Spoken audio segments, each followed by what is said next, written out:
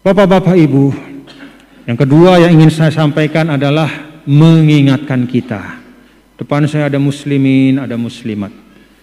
Bapak Ibu semua ini memiliki kafaah, sudah teruji, insya Allah punya potensi yang pas untuk menjadi pimpinan-pimpinan organisasi pada masing-masing tingkatannya.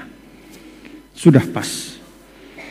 Tinggal saya mengajak bapak-bapak ibu semuanya, bapak-bapak ibu yang Tian cintai, mari kita fahami apa yang kita perjuangkan.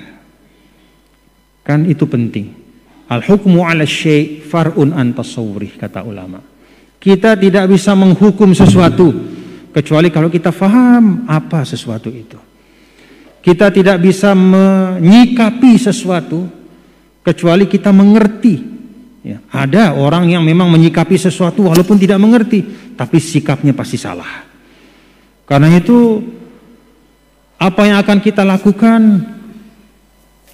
lungguh tiang, kita di NWD ini akan bergerak, haruslah gerak kita itu berdasarkan kefahaman. Apa yang mesti kita fahami? Kita mulai saja dari sesuatu yang sangat sederhana. Nahdlatul Wathon Diniyah Islamiyah. Itu dulu kita pahami. Nahdoh artinya kebangkitan, pergerakan. Dan tidak ada kebangkitan, pergerakan dimanapun kecuali dimulai dengan kesadaran. Sadar kita, ada arak si harus tiang pelungguh perih. Kalau muslimatnya, oh kita lihat kita ini muslimat harus perbaiki keadaan kita sehingga menjadi fasolihatu qanitatun hafizat. Bahasa-bahasa indah Al-Quran. Ini pelungguh juga sebagai muslimin kita sadar, harus sadar bahwa ada yang harus kita perbaiki. Itu yang pertama, kesadaran. Kalau kita menganggap wasolah waselapu, udah bagus lah, nanti Allah yang urus semuanya, tidak akan ada pergerakan. Karena itu dalam suratul Kahfi, nah coba lihat, pada saat 309 tahun tidur tidak ada apa-apa, tapi izqamu, ketika mereka sudah dibangunkan oleh Allah, barulah ada namanya cerita tentang Ashabul Kahfi itu. Kalau Allah tidurkan seterusnya tidak ada cerita, tidak akan ada kisah dalam Al-Quran. Izqamu, ketika mereka sudah bangun, sadar, barulah faqalu, baru kemudian mereka menyuarakan. Kalau menyuarakan tanpa kesadaran, itu mengigau namanya. Merangkul dengan mimpi. Kalau orang mimpi kan, ngeruta dia, tidak keruan. Katanya ngomong, tidak keruan. Berbicara tanpa kesadaran itu tidak akan menghasilkan kemanfaatan. Maka nahdoh, kebangkitan, bergerak itu sadar dulu. Sidi Syekh Maulana dulu begitu, ketika mendirikan NWDI sadar beliau, oh ini kita nih iro, bahasa kalau beliau sering iro gitu. Apa bahasa ante iro? Iro. AC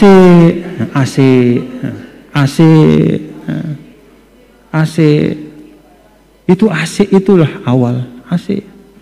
Makanya kata Rasul, man la yarham la yurham. Dengan sindinara AC di dalam Athena, Allah tidak akan sayang sama dia. AC yang kita diri itu, itu nih harus berubah. Kayak Lombok, AC kita Batu Rendah, harus bareng-bareng. Ya ampun, Pinaang sekolah. Sama juga sebelumnya ada Nahdlatul Ulama, itu juga sama. Hadratus Syekh itu asik ngelihat situasi. Kita lihat baca risalah-risalah beliau, bagaimana kasihannya beliau kepada umat. Itulah. Demikian juga para ulama-ulama mengajarkan kepada kita. Jadi kesadaran, sadar.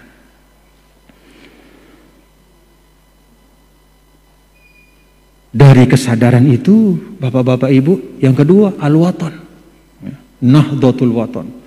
Sadar lalu bergerak untuk membangun apa? Al-Wathon. Apa kenana Al-Wathon? Nah, ini perlu supaya paham kita nih. Al-Wathon laisa hafnata turabin faqat. Yang namanya Al-Wathon itu bukan sejumput tanah saja. Bukan benda mati bahasa kita. Dekna tanah doang, dekna air doang, istilah tanah air. Dekna iyo doang, si aran waton lek dalam Islam di situ ada tanah air, ada bumi Allah, ada manusianya, ada adat istiadatnya, ada budayanya, ada kebiasaannya. Semuanya itu dinahdohkan. Semua diarahkan. Jadi Nahdlatul Wathon ini tidak sekedar tanah yang tandus kita tanami, tidak. Tapi manusia dididik. Adat-adat kebiasaan, kalau ada yang tidak baik diperbaiki sama-sama. Itu waton itu. Jadi waton itu keseluruhan bumi Allah dengan isinya ini. Itu yang mau dinahdoh. Ada orang keliru memahami kata al-waton. Dikira al-waton itu tanah air sebatas tanah dan air saja. Ndek, manusia endah. Manusia endah. Kan manusia yang paling penting. Adatnya, budayanya. Dalam Islam kan begitu. Kalau ada di dalam al-waton itu, katakanlah misalnya budaya yang salah, dihapus. Contoh, masa Nabi dulu. Budayanya orang jahiliyah, Nina, anak Nina menduburi anak Nina, langsung tatalet hidup-hidup. Karena dengan Nina teparan denara ajina. Bagaimana mereka mengukur harga manusia? Diukur dari bagaimana dia bisa ikut berperang. Dengan Nina, denara ajina zaman lain no. Kenapa? Karena dia bau tetejak berperang. Dia tidak bisa menunggang kuda, tidak bisa berperang garis depan, maka dianggap tidak ada harganya. Dihapus oleh Islam. Perempuan dimuliakan. Nih, makanya ada muslimat. Alhamdulillah. Zaman jahiliyah aja dia bau tekes-tekes ngene kode wah tetala dah. Norak tadah. Jadi si paling perlu bersyukur terhadap Islam sini dengan Nina harus soleh-solehah dengan Nina nih. Karena mun dinara Islam ja, dinara tadah si dawah. Dinara wah. Sugul wek Nina talat. Nah, selesai. Itu contoh adat atau bagian dari waton yang jelek, hapus. Ada juga tradisi yang bagus tapi ada keliru memahaminya, maka diluruskan oleh Islam. Contoh apa? Nusratul qabilah, membela orang yang satu suku dengan kita. Lain pada masa jahiliyah, pokoknya menuah sesuku, dagak ngombe-ngombe salah harus dibela. Misal kita satu suku, lalu dia bunuh orang, harus kita bela. Orang yang dibunuh itu, keluarganya datang, mau menangkap ini, harus kita bela. Kalau perlu perang, untuk membela saudara. Maka Nabi luruskan, unsur akhoka zoliman aw mazlumah. Betul, silahkan tolong saudaramu. Kalau dia dizolimi, bantu dia. Kalau dia menzolimi, cegah dari kezolimannya. Jadi bukan ayo, enggak, cegah dia. Itu diluruskan. Adat budaya yang semangatnya sebenarnya baik tapi keliru memahami, diluruskan. Ada adat dan budaya yang memang bagus dan caranya juga bagus, maka diperkuat oleh Islam. Contoh, qirad duyuf, memuliakan tamu. Zaman jahiliyah, rumah itu dibuka. Dia marah balik ke. Lain zaman jahiliyah itu tidak ada kunci. Kalau ada di pinggir jalan, maka pintunya dibuka. Siapapun yang mau ngambil air silahkan. Siapa yang makan silahkan. Itu namanya karom, murah. Begitu datang Islam, diakui dan bahkan diperkuat. Dan bahkan dijadikan sebagai tanda beriman kepada Allah dan hari akhir. Man kana yu'minu billah wal yaumil akhir falyukrim dhaifahu.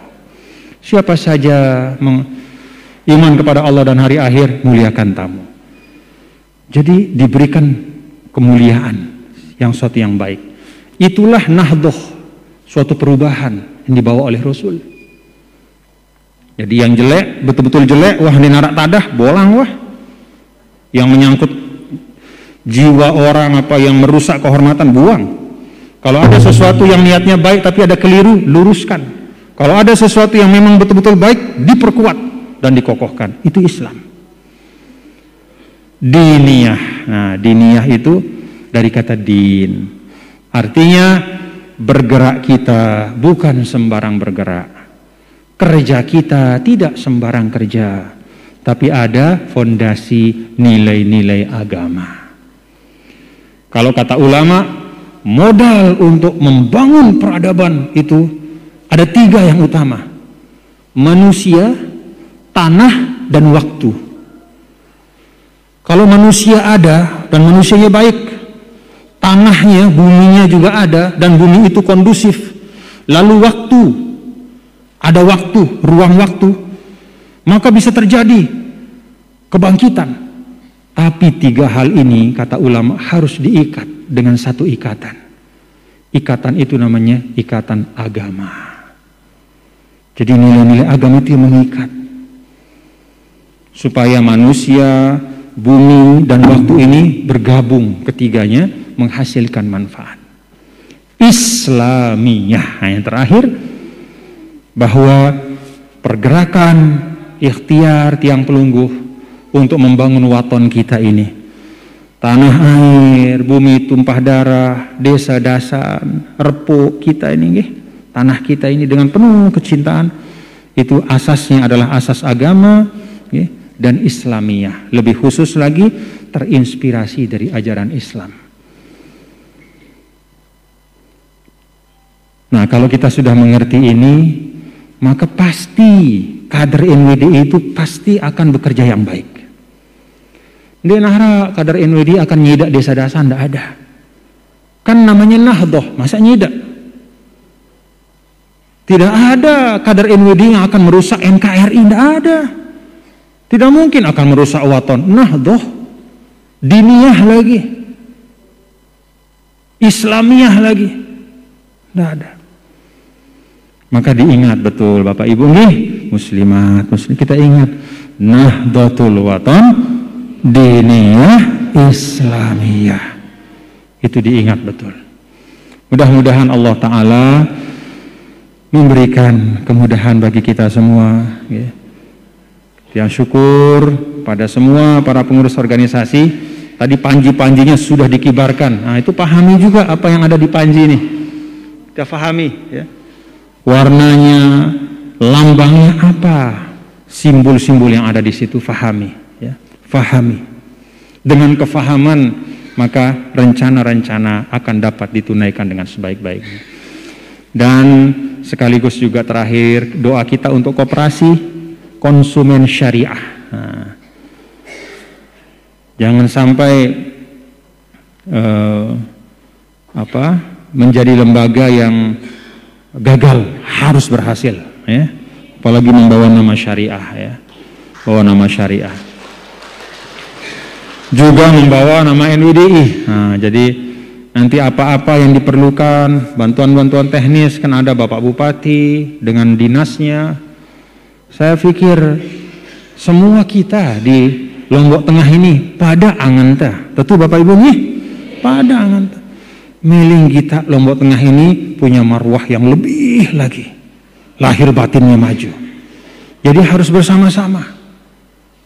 Karena itu kader NWDI tidak boleh menyombongkan dirinya, menganggap dirinya lebih hebat dari yang lain, tidak boleh.